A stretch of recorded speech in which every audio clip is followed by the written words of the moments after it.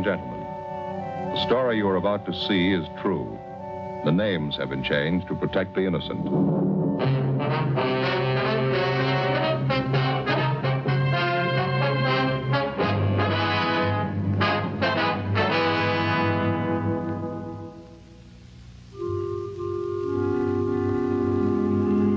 This is the city.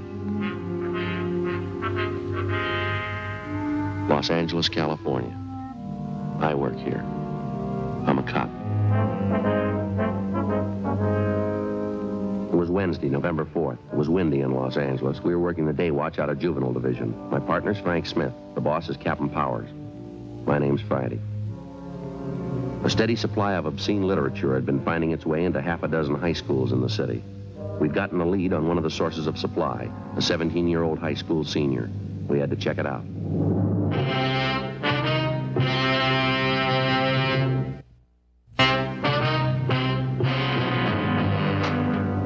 There you are. You can see for yourself. All right, you want to take everything out and lay it on the bench here? You can see what's in there, can't you? My gym stuff, a couple of textbooks. What's that back there in the corner, right-hand side? Where? You know where I mean. Dig it out. Oh, back here, you mean? These joke books? That's right. Let's have a look, huh? Why? Just a couple of joke books. A kid gave them to me. Bring them out, Steve. Okay. Just a couple of them. A kid gave them to me. Here. There's more than a couple there. That's what you call a joke book, Steve.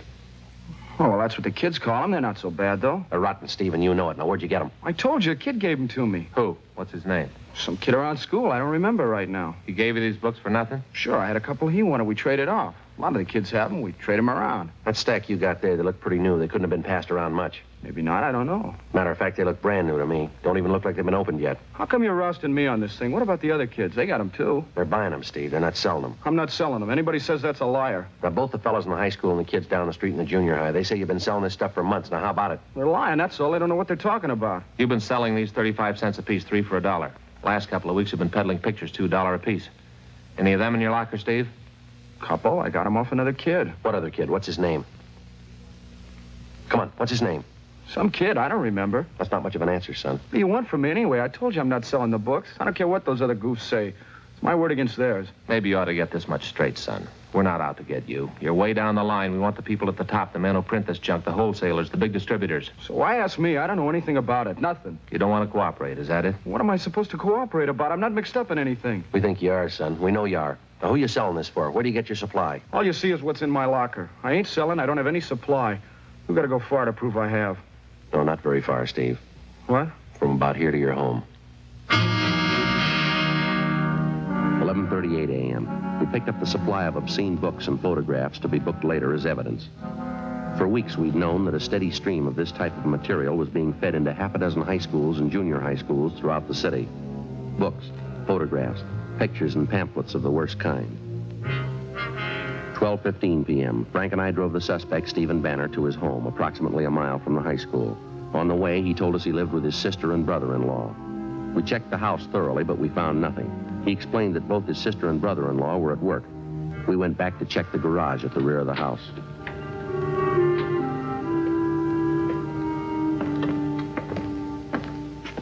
All right, how about it, son? You want to show us where the rest of the stuff is now?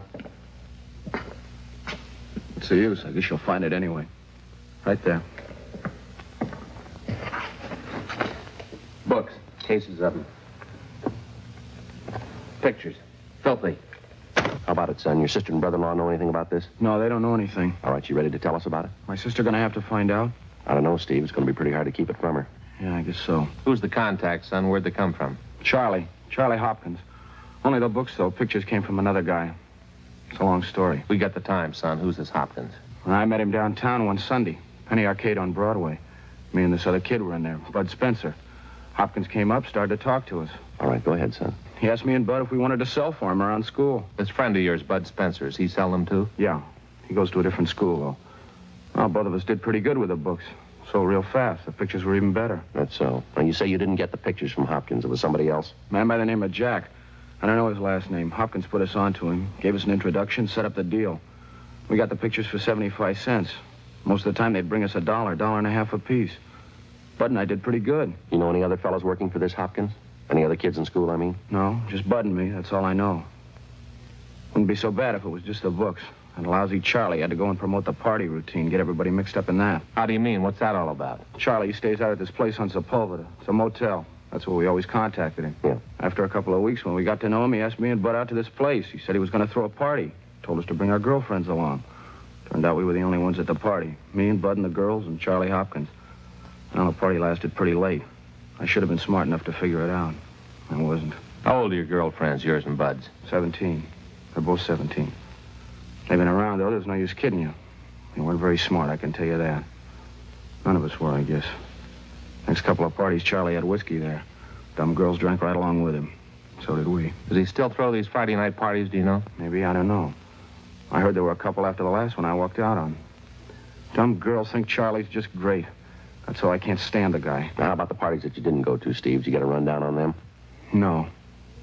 Never fails, does it? What do you mean? The oldest line in the world, and they still go for it. Yeah, what's that? Tell them you're going to get them in the movies. 1:20 p.m. Frank and I took the cases of obscene books and pictures from the garage, loaded them into the back seat of our car, and Stephen Banner directed us to the high school attended by his friend, Bud Spencer. We picked up the Spencer boy and drove him and Banner downtown to Juvenile Division, where we booked them in on 700B, Welfare and Institutions Code, lack of supervision. We drove to the address out on Sepulveda, but the suspect, Charles Hopkins, had moved out 5 days before. No forwarding address. It wasn't a dead end, though. From his registration card, we got the description and license number of his car. We checked out the address of his confederate, the man known as Jack.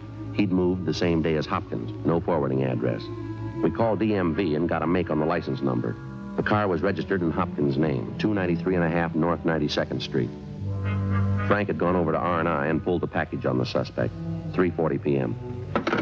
Last address on him's 3 years old. Well, how's his record read here? Well, he's been in business before. A couple of ag charges and a 502. I see.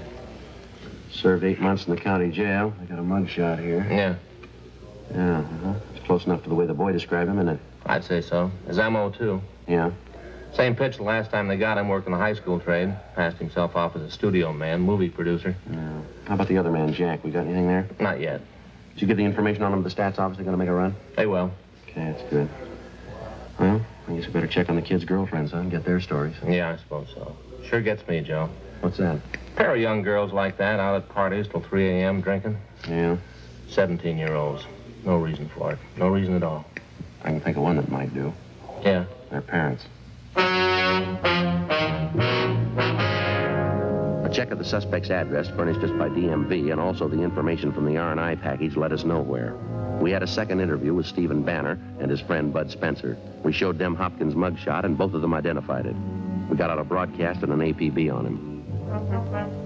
4:12 p.m. Together with policewoman Noreen Statesel, Frank and I drove out to interview the 2 teenage girls involved, a Dorothy Ryan and a Laura Osborne. We stopped at the home of the Osborne girl first, but she wasn't there, and neither were her parents. An older sister told us that both the mother and father were working, and that Laura was at a neighborhood school for models taking her weekly lesson. When's the last time you saw Hopkins? About 10 days, 2 weeks ago. What's this all about, officer? You looking for Charlie? How's he usually contact you, by phone? Yeah, he usually calls. Has he called you lately? Well, I don't know. Why are you looking for him? Can't you tell me? Routine investigation, miss. Oh. Well, I'm sorry, I don't know where Charlie is. Why can't you tell me why you want him? We want him. Well, why? Can't you give me a reason? This is one of the reasons, Laura. Would you look at this picture? Charlie took this? That's his business. That's the way his police record reads. I can't believe it. He was nice. He didn't seem that kind. Now, that's one reason we want Hopkins. There's lots of others. You willing to help us now? He said they'd be beautiful, glamorous. They're not. You know where he stays now? No, I'll find out, though. How do you mean? I got a date with him. Supposed to meet him out on Wilshire and La Brea. When's that? 8 o'clock tomorrow night.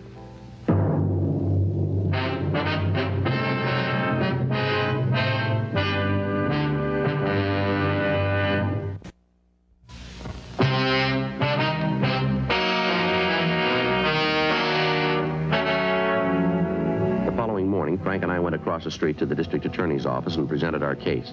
A warrant was issued on Charles Hopkins for 702 WIC, contributing to the delinquency of a minor. At 7:45 that night, Frank and I staked out on a cocktail lounge near the intersection of Wilshire and La Brea, the place where the suspect had told Laura Osborne to meet him. 8:15, 8:30. Joe, down at the corner heading this way. Yeah, it could be him. Yeah, dark glasses. Yeah, that's him. Come on.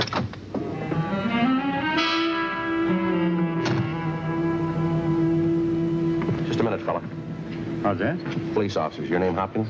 No, that's not my name. Can we see your identification, please? Sure, I have my identification. Why? Can we see it, please? What do you want? Your identification. What for? I haven't done anything. All right, mister, we'll talk about it downtown. Oh, wait a minute. I don't want any trouble. I'll show you. There. See? My driver's license. Take it out of your wallet, will you, please? Certainly. Charles Hopkins. That's an old address, isn't it? Yeah? Haven't had time to change it. Just got back in town. What's the matter, anyway? Where you staying, Hopkins? No place. I just got back in town. I told you that. Not staying any place. No connections at all. Where's your car? Don't have one. Haven't had one for a year. Sold it. Say, would you mind filling me in? What do you want with me, anyway? All right, Hopkins. Let's go over here out of the way for a minute. Okay. Just want to know what's going on, that's all.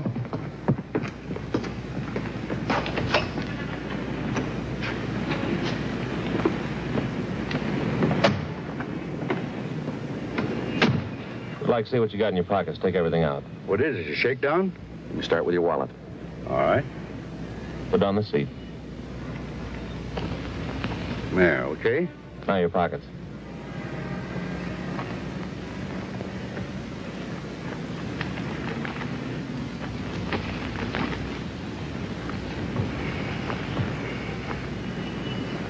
There, okay.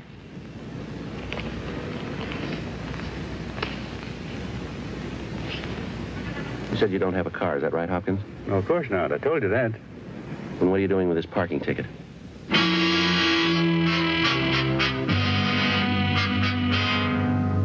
"8:55 p.m. Frank and I finally located Hopkins' car in a parking lot 2 blocks away from the point where we apprehended him. In the glove compartment of the car, besides a half a dozen photographs and small books, we found a key with a metal disc attached. Stamped on the disc were the words, West Side Studios, number 23. Hopkins refused to identify it. He refused to admit a thing. He was booked into the county jail on the contributing warrant. The next afternoon at 5:30 p.m., we drove out to the old West Side Studios just off Jefferson Boulevard. On the way, we tried to again question the suspect, but we got nowhere. One look at the old West Side Studios, and you knew right away it had seen better days. The place had been fairly prominent back in the early days of silent pictures, but all that was left now was 3 square miles of broken-down scenery. The faded sign over the main gate read West Side Studios, founded 1920, admission by pass only. Hopkins unlocked the gate, and we drove onto the lot. The place was deserted.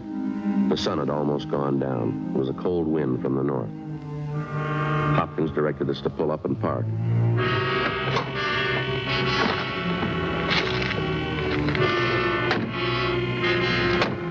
We can go on foot from here. Come on, this way.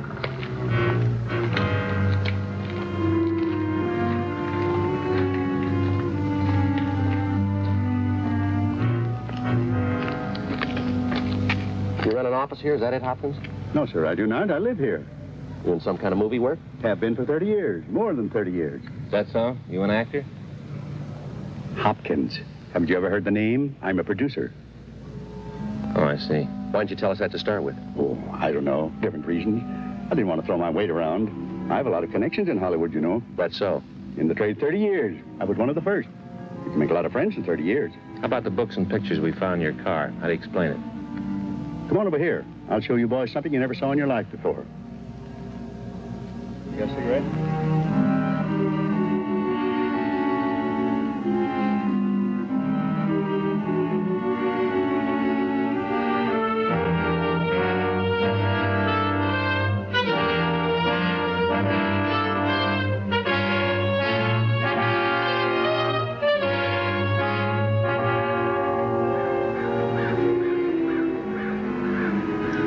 Before I show you this, I'm going to tell you something.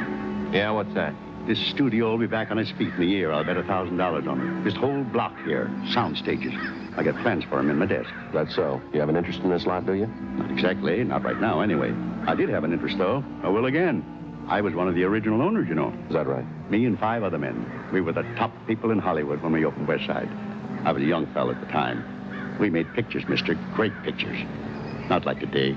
It's changed. It's all gone now. What have you been doing lately, Hopkins? I mean, what do you do for a living? Different things. I have a few investments, private income. I made money with West Side. That's when the town was really turning out pictures. I made big money. What are you doing today? I told you. Different things.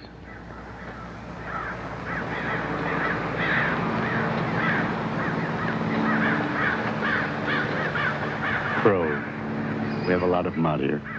They like to nest in those eucalyptus trees over there. Nice sound, isn't it? Now, look, we still haven't got an explanation. How about the books and pictures that we found in your car? Oh, that. Nothing to explain, is there? Just a few gimmicks I picked up. You know a boy by the name of Steve Banner? Banner?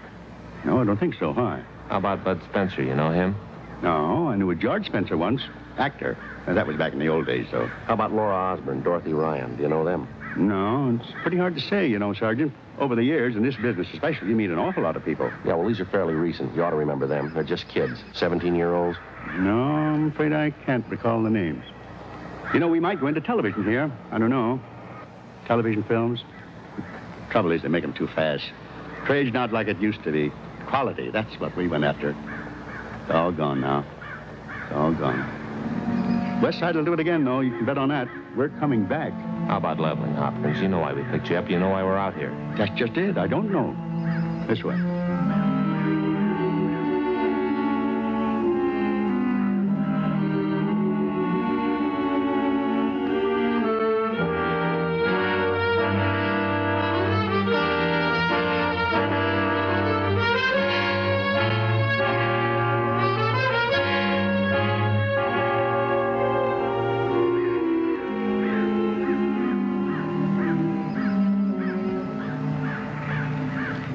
How about it, officer? You remember this one?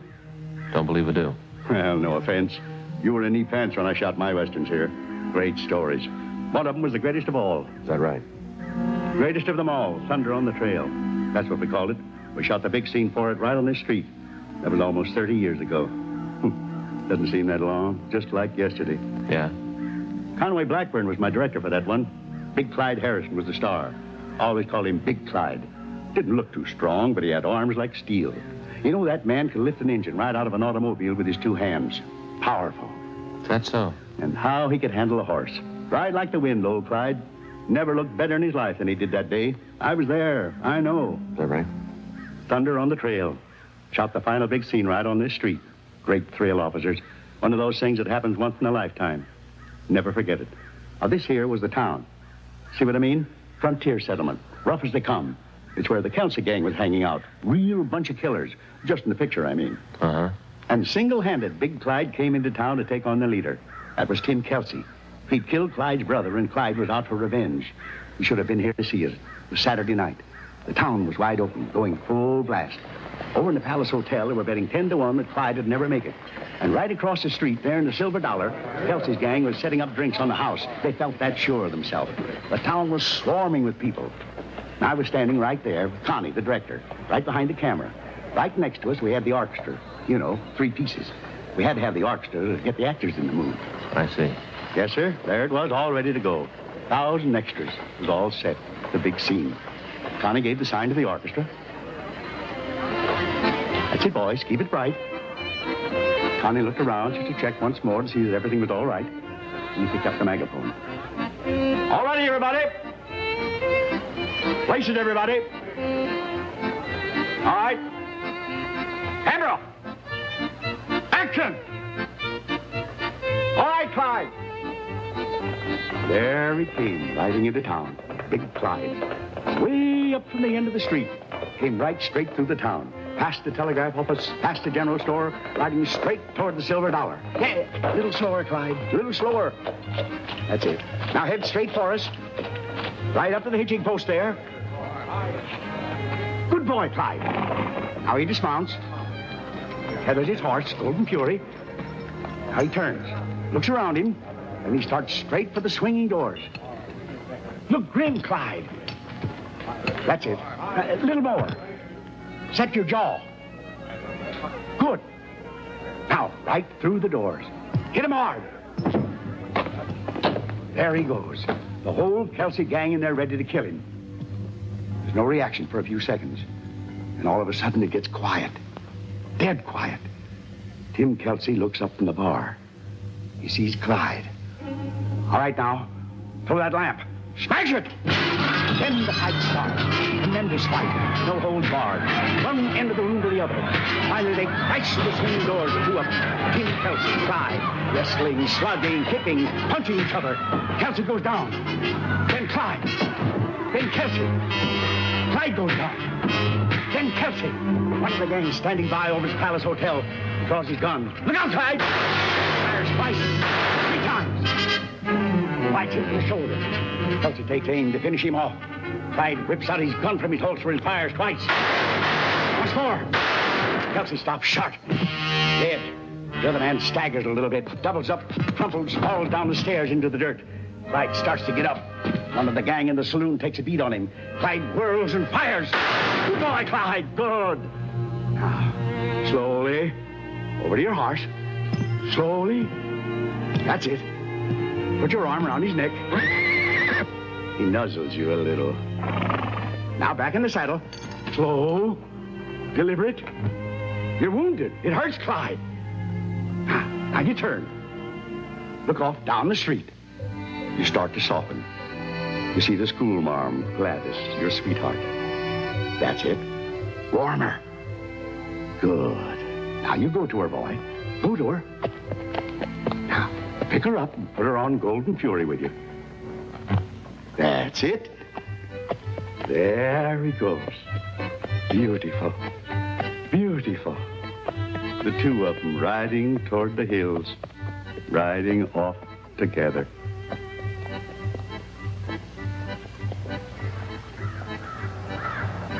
Cut it. Print it.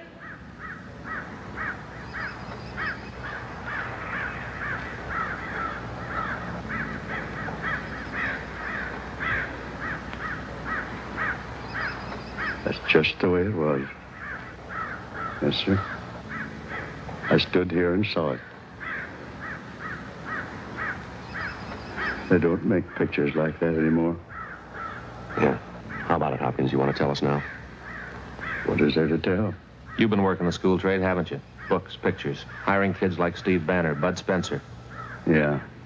I'm ashamed. Who wouldn't be? I had to eat. It was the only way. I had to live. Yeah, well, there's still honest jobs to be had. No way of telling how many youngsters you hurt by spreading that junk around. No way of adding up the trouble you caused. Yes, I know I was wrong. I'm sorry for that. How about this man named Jack? What was his part?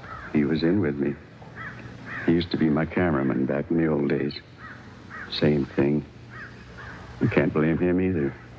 He had to live, too. Where do you keep the stuff? I'll show you. All right. You ready to go? Yes.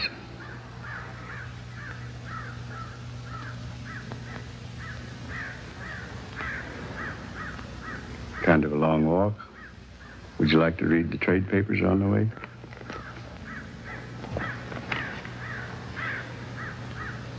Yesterday's.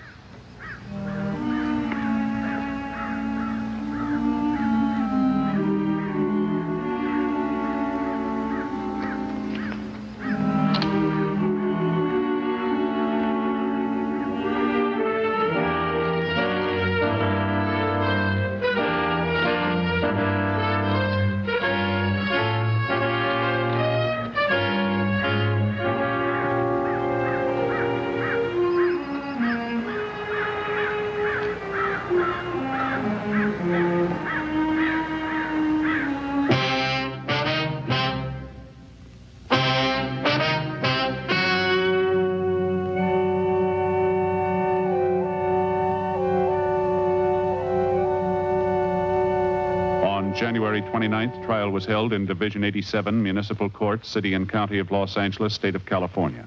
In a moment, the results of that trial.